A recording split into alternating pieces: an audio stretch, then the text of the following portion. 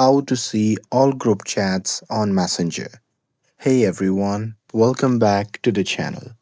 In today's video, I'll show you how to see all group chats on Messenger. So now without further ado, let's get started. So here, first thing first, open the Messenger app on your phone and make sure that you're logged in to your account. And now here, once you are inside the app, then what you can do is just tap on the search bar at the top.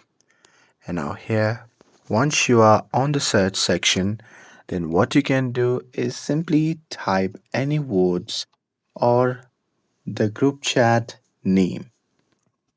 And here, once you do that, at the top, you'll find multiple tabs.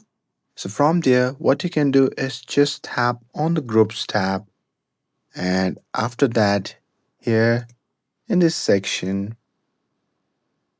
you'll see only group chats, not any private messages. And that's it. That's how you can see all group chats on Messenger. With this, if you found this video helpful, then don't forget to like, share, and subscribe to get updated for more videos. Thanks for watching, and I'll see you in the next video.